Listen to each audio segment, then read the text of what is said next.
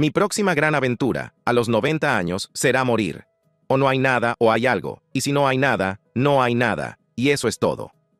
Esas fueron las palabras de Jane Goodall al hablar sobre la vida y la muerte. Pero ahora han aparecido unas inquietantes imágenes que muestran sus últimos momentos y, sorprendentemente, sus queridos animales podrían haber tenido algo que ver. El video está provocando miedo y confusión en Internet. Entonces, ¿qué sucedió realmente? Analicémoslo. La noticia viral de su muerte y su última aventura. Cuando comenzó a circular en Internet la noticia de la muerte de Jane Goodall a los 91 años, no fue el simple reportaje de su fallecimiento lo que captó la atención del público. En cambio, la noticia venía acompañada de videoclips, titulares y fragmentos de sus propias palabras que parecían presagiar su final. Algunos medios y publicaciones virales se referían a imágenes perturbadoras de la muerte, pero lo que solían mostrar no era un video explícito de la propia Goodall, sino entrevistas que había concedido sobre la mortalidad, su próxima gran aventura, y en algunos casos, montajes que yuxtaponían su muerte con escenas violentas de los mismos animales que estudiaba. El resultado fue una mezcla de confusión, fascinación y, en algunos casos, sensacionalismo. En los meses previos a su muerte, Goodall habló con franqueza sobre el tema que la mayoría evita hasta el final de la vida. Enmarcó la muerte no con miedo, sino con curiosidad, como si fuera simplemente el siguiente paso en un largo viaje de descubrimiento. En una entrevista, dijo con una calma natural: «Mi próxima gran aventura, a los 90 años, va a ser morir. O no hay nada o hay algo. Y si no hay nada, no hay nada. Y eso es todo. Si hay algo, no se me ocurre una aventura más grande que descubrir qué es». Esa frase, recortada y compartida ampliamente en Internet, se convirtió en una de las citas más representativas asociadas a su muerte. Para muchos resultaba inquietante. Para otros, era un testimonio de su valentía a lo largo de toda su vida. La misma valentía que la llevó, cuando era una joven sin formación académica, a los bosques de Tanzania para vivir entre chimpancés salvajes. Otro momento viral provino de otra entrevista, en la que recordó cómo la pregunta sobre su próxima aventura la tomó por sorpresa. Con su ingenio característico respondió: «El otro día alguien me preguntó cuál sería mi próxima gran aventura. Si me lo hubieran preguntado hace 10 años, habría dicho: oh, a los lugares salvajes de Papúa Nueva Guinea. Pero ahora no podría hacerlo. Así que dije: morir». Y se produjo una especie de silencio impactado. Entonces dije: bueno, cuando mueres, o no hay nada, lo cual está bien, o hay algo. Y si hay algo, no se me ocurre una aventura mayor que descubrir qué es. Estas no eran las palabras de alguien que rehuía la mortalidad. Eran las reflexiones de una científica que había pasado toda su vida observando los ciclos de la vida y la muerte en el mundo natural. Había visto a madres chimpancés acunar a sus crías muertas durante días, negándose a dejarlas ir. Había sido testigo de las brutales guerras entre grupos rivales en Gombe. Para ella, la muerte no era algo ajeno, era una parte inseparable de la historia de la vida. Y así, cuando Goodall falleció, en California, por causas naturales, mientras seguía trabajando a sus 90 y tantos años, sus últimas reflexiones sobre la muerte estaban listas para ser aprovechadas. Como dijo una emisión: «Una triste noticia para terminar el día de hoy. Jane Goodall, la emblemática antropóloga y conservacionista, ha fallecido. Tenía 91 años. La científica británica era conocida por su estudio de toda una vida sobre los chimpancés y se encontraba en California para dar una conferencia cuando falleció por causas naturales. Sí, seguía trabajando a sus 90 años. La combinación de su serena aceptación de la muerte, la energía que conservó hasta los 90 años y las imágenes más oscuras de la violencia de los chimpancés procedentes de sus archivos de investigación, crearon una narrativa extraña y cautivadora en Internet. Las imágenes perturbadoras a menudo tenían menos que ver con la propia Goodall y más con sus animales, sus guerras violentas, sus infanticidios, su canibalismo. Descubrimientos que ella había dado a conocer al mundo décadas antes. Pero para entender por qué su muerte tuvo tal repercusión, por qué se colocaron clips de chimpancés en guerra junto a los titulares de su fallecimiento, hay que dar un paso atrás y observar el arco de su vida. Porque Jane Goodall no era solo otra científica más. Era una figura que tendía un puente entre dos mundos: el reino tranquilo y meticuloso de la biología de campo y el reino impredecible, caótico y muy humano de la imaginación pública. La historia de Jane Goodall comienza lejos de África, en Londres, donde nació como Valerie Jane Morris Goodall, el 3 de abril de 1934.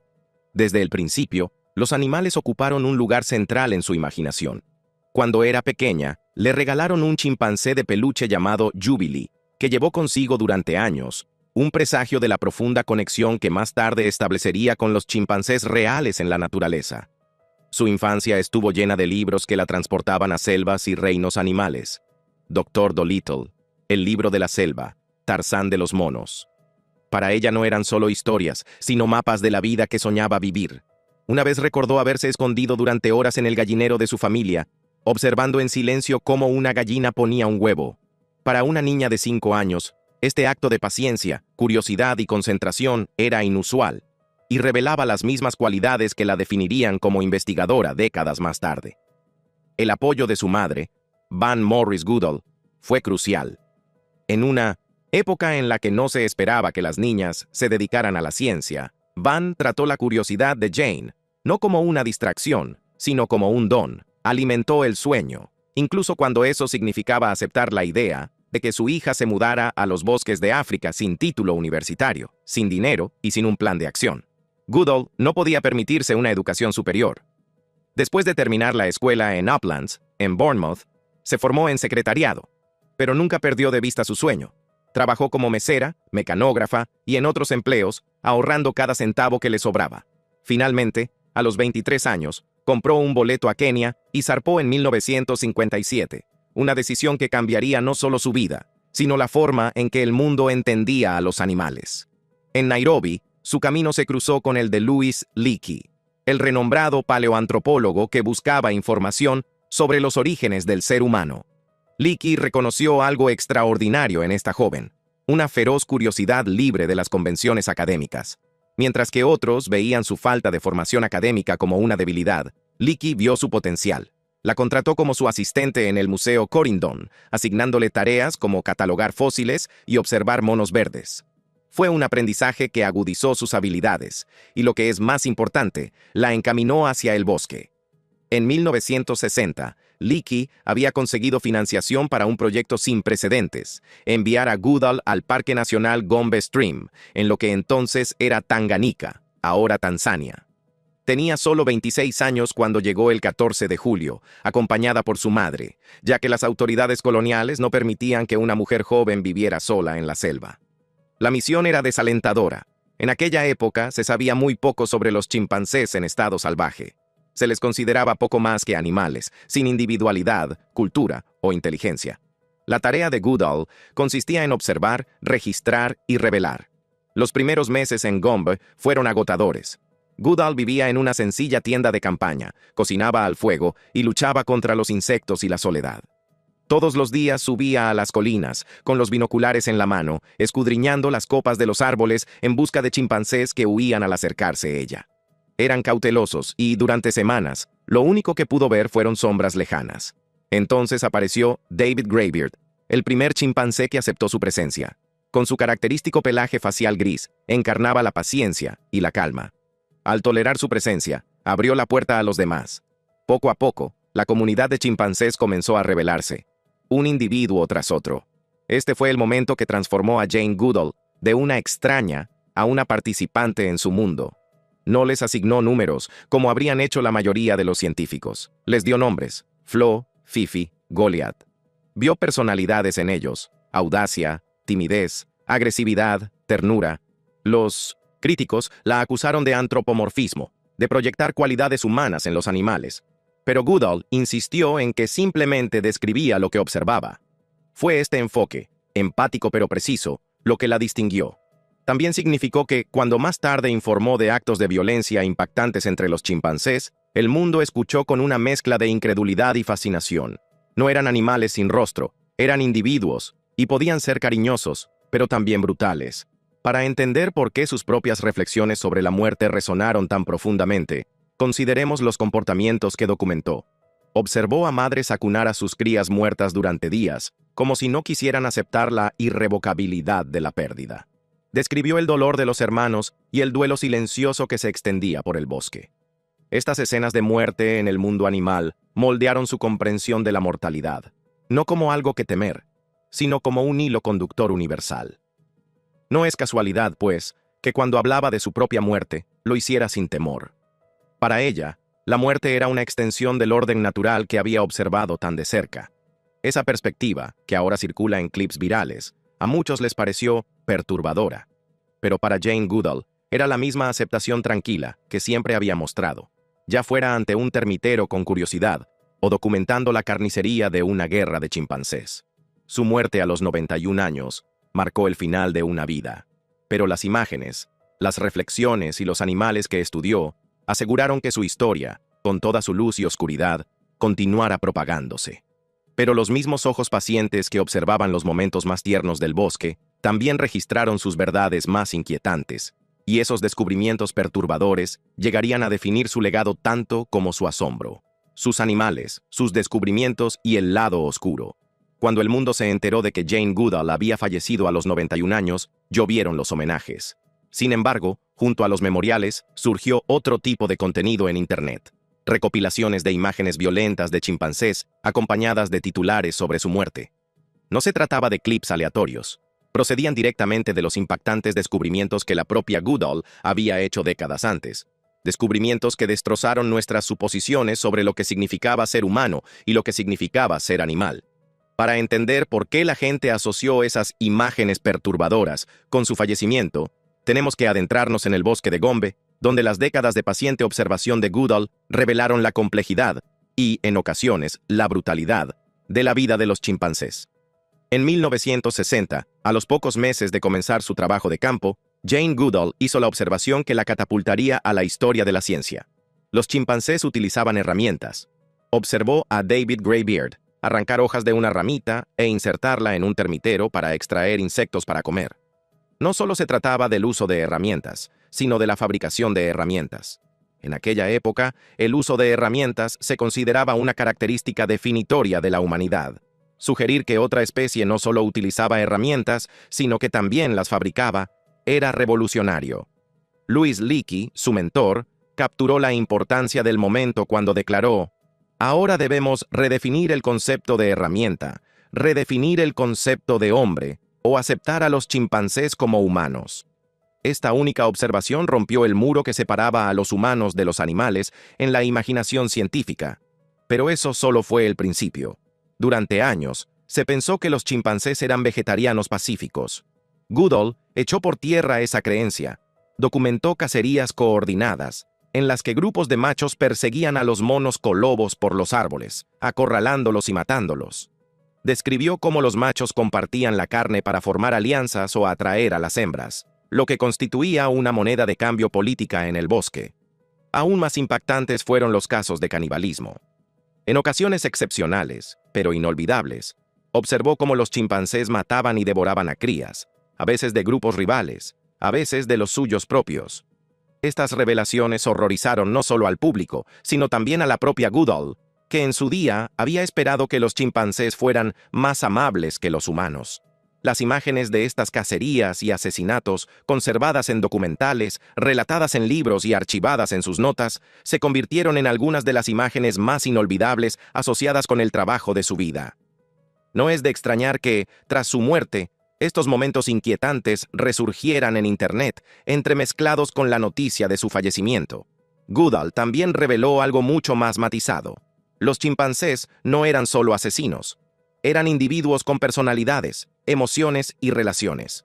Los vio abrazarse, besarse y cogerse de la mano para reconciliarse después de las peleas. Describió a madres como Flo, que era cariñosa y dominante, y a hijas como Fifi, que continuaba con su linaje. Su costumbre de poner nombres a los chimpancés, en lugar de numerarlos, fue objeto de críticas al principio. Los científicos la acusaron de antropomorfismo, pero las meticulosas notas de Goodall dejaban claro que no se trataba de proyecciones. Eran comportamientos observables que reflejaban las vidas emocionales que los humanos afirmamos que son exclusivamente nuestras. Ella vio alegría, como cuando los chimpancés bailaban danzas de lluvia durante las tormentas. Vio dolor, cuando las madres llevaban durante días los cuerpos sin vida de sus crías, incapaces de dejarlos ir. Y vio astucia, en forma de engaño, cuando los individuos ocultaban sus intenciones para obtener ventaja. En la década de 1970, estaba claro. Los chimpancés no eran un simple reflejo de la bondad o la crueldad humanas. Encarnaban ambas cosas, y en ningún lugar quedó esto más claro que en el suceso que se conoció como la Guerra de los Chimpancés de Gombe.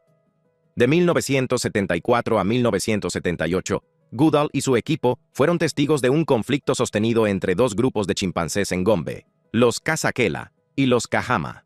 Lo que comenzó como una división de la comunidad se convirtió en una campaña sistemática de violencia. Los machos de Kasakela patrullaban sus fronteras, moviéndose silenciosamente en redadas coordinadas, un comportamiento que recordaba inquietantemente a la guerra humana. Cuando encontraban a un macho de Kahama solo, lo atacaban con brutal eficacia.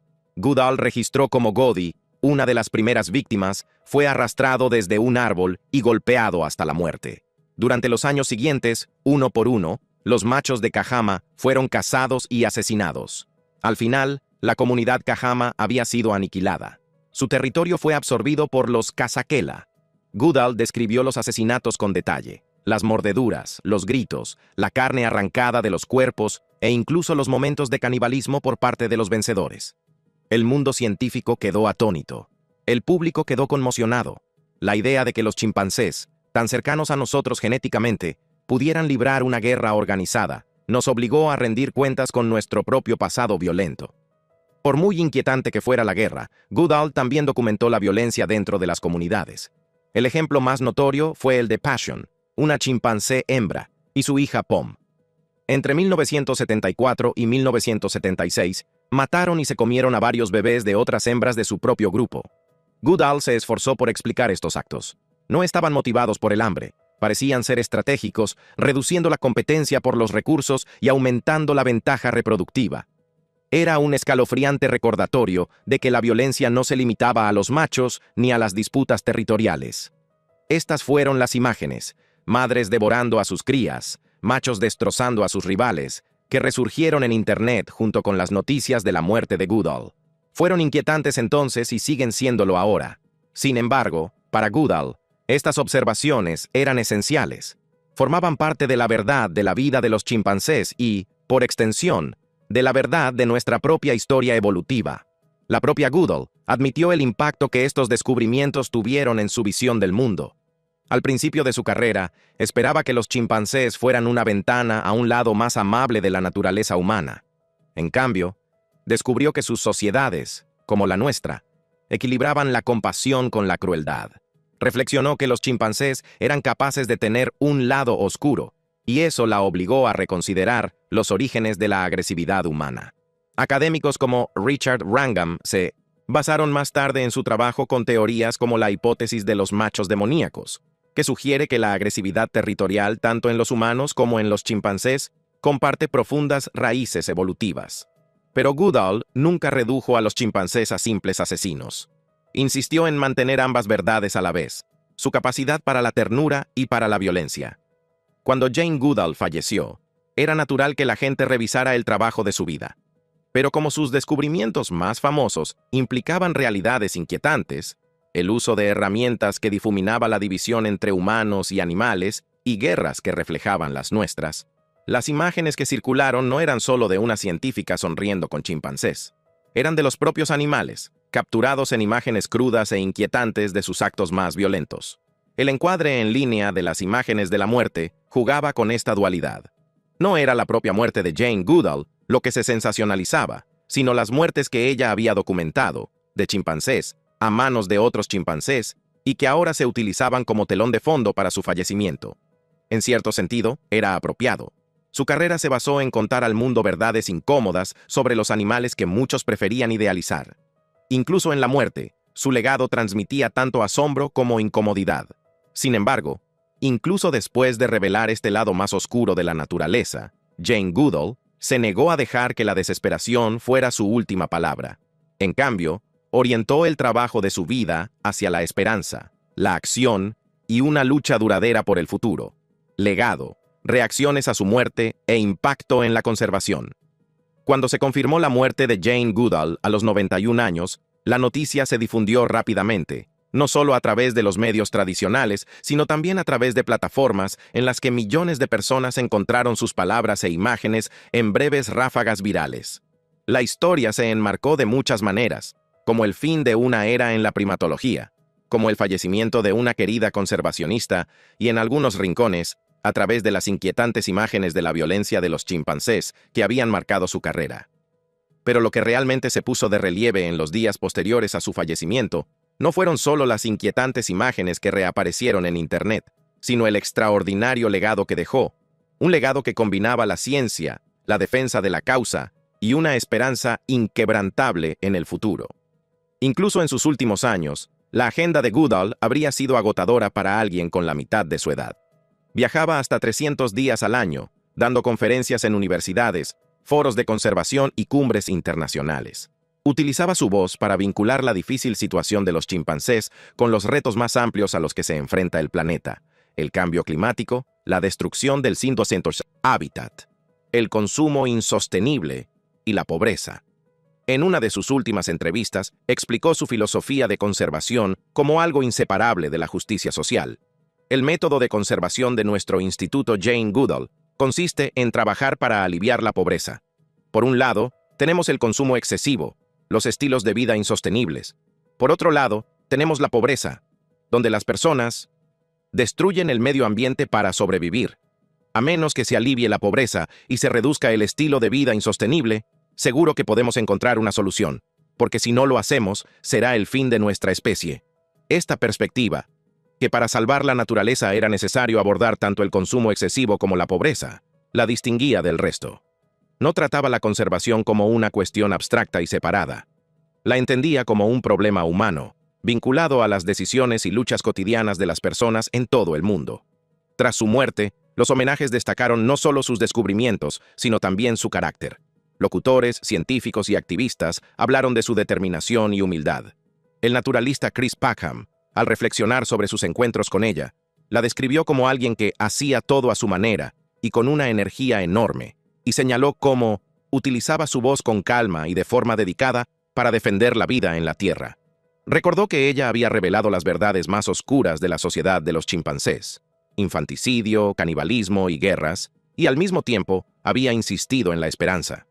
Ese equilibrio entre honestidad y optimismo, sugirió Packham, era la razón por la que su mensaje resonaba tan profundamente, incluso cuando se enfrentaba a la violencia en el mundo natural o a la destrucción causada por los humanos. Mantenía la creencia en la posibilidad de reparación.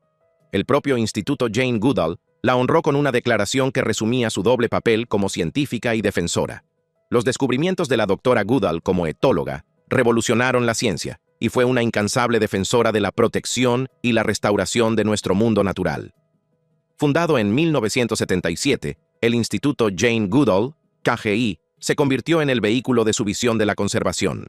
Lo que comenzó como un medio para apoyar la investigación a largo plazo en Gombe, se convirtió en una organización global que trabaja en más de 30 países.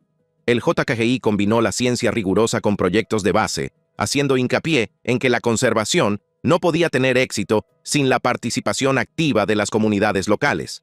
Programas como Takare, Take Care, en Tanzania, proporcionaron apoyo para la salud, la educación y los medios de vida sostenibles en las aldeas cercanas a los hábitats de los chimpancés. La filosofía era simple pero poderosa. Las personas solo protegerían la vida silvestre si se satisfacían sus propias necesidades básicas. Al invertir en el bienestar humano, el JGI integró la conservación en el tejido de la vida cotidiana. Su programa Roots and Shoots, fundado en 1991, llevó su influencia a las aulas y a los grupos juveniles de todo el mundo. Presente en más de 60 países, Roots and Shoots empoderó a los jóvenes para crear proyectos comunitarios en favor de los animales, el medio ambiente y otras personas. Goodall solía decir que eran estos jóvenes activistas los que le daban la mayor esperanza. Mis razones para tener esperanza son la energía, el compromiso y la determinación, y, muy a menudo, el coraje de los jóvenes. Y eso es, ya sabes, nuestro programa está presente en más de 65 países de todo el mundo y sigue creciendo. No eran palabras vacías. Había pasado décadas viendo cómo jóvenes líderes se comprometían con la conservación y creía que su energía era la prueba de que el cambio aún era posible. A medida que los homenajes repasaban su carrera, muchos volvían a contar las historias de sus hallazgos más inquietantes: la guerra entre chimpancés, el infanticidio, el canibalismo. Fueron impactantes cuando se dieron a conocer por primera vez y siguen siéndolo hoy en día. para algunos, era más fácil sensacionalizarlos como imágenes perturbadoras que lidiar con lo que significaban. Pero la propia Goodall nunca rehuyó estas verdades. Al contrario, insistió en que para conocer verdaderamente a los chimpancés debemos aceptar toda su naturaleza. Eran capaces de bondad y crueldad, compasión y violencia. En ellos veíamos un espejo de nuestra propia especie, no simplificada, sino complicada. Esta insistencia en la complejidad es parte del motivo por el que su legado perdura. Se negó a reducir el mundo natural a una caricatura. Al mostrarnos a los chimpancés como individuos con emociones, estrategias e impulsos oscuros, nos desafió a mirar a la humanidad con la misma honestidad. A pesar de décadas de observar la violencia tanto en las sociedades de chimpancés como en las humanas, los últimos años de Goodall no estuvieron marcados por la desesperación, sino por la esperanza. A menudo decía que su optimismo provenía de tres fuentes: la resiliencia de la naturaleza, el poder del intelecto humano y, sobre todo, la determinación de los jóvenes. En una de sus últimas reflexiones públicas, enfatizó este equilibrio entre el realismo y el optimismo, y esto fue reiterado por uno de sus colegas. No estamos perdidos, pero corremos el riesgo de perderlo todo si no actuamos con rapidez. Y Jane lo entendía. Por eso siguió trabajando hasta los 91 años. No podía rendirse porque rendirse es perderlo todo, y simplemente no podemos permitirnos perderlo. Para ella, la esperanza no era un sentimiento pasivo. Era una responsabilidad activa, un deber de seguir hablando, viajando y enseñando, incluso cuando la edad y el agotamiento podrían haberla excusado. La narrativa viral de las imágenes de la muerte, que fusionaba su fallecimiento con clips de violencia de chimpancés, refleja la doble naturaleza de su legado. Por un lado, está la inquietante realidad que ella reveló, que los chimpancés, al igual que los humanos, pueden librar guerras y cometer atrocidades. Por otro lado, está la vida que ella decidió construir a partir de esos descubrimientos, una vida de defensa, compasión y esfuerzo incansable por proteger el mundo natural. Enmarcar su historia solo a través de imágenes inquietantes sería un flaco favor, pero ignorar esas imágenes también sería negar el valor que se necesitó para documentarlas en primer lugar. La vida de Jane Goodall no consistió en edulcorar la realidad. Consistió en mirarla directamente y luego preguntarse qué podíamos hacer mejor. Como dijo Chris Packham en su homenaje, hizo todo a su manera y con una energía enorme. El Instituto Jane Goodall es mundialmente conocido. Ha utilizado su voz con calma y dedicación para defender la vida en la Tierra frente a todas las amenazas a las que se enfrenta actualmente. Y, en muchos sentidos, Jane acaba de fallecer en el trabajo en el que se convirtió su vida, que era proteger la vida en la Tierra. Eso resume su legado. Jane Goodall no separaba su vida de su trabajo. Hasta el final, fue científica y activista, documentando el mundo natural y luchando por protegerlo. Su muerte a los 91 años fue el cierre de un capítulo personal. Pero su historia continúa en cada investigador que se basa en sus datos de Gombe, en cada niño inspirado por Roots and Shoots y en cada comunidad impulsada por los programas del Instituto Jane Goodall. Las imágenes que circulan ahora pueden resultar inquietantes, pero también son instructivas. Nos recuerdan la verdad que ella pasó su vida descubriendo, que para comprender nuestro lugar en el mundo natural, debemos mirarlo en su totalidad, la belleza, la brutalidad y la posibilidad de la esperanza. Gracias por vernos. Si te ha gustado este video, haz clic en uno de los recuadros que aparecen en tu pantalla para ver más contenido similar.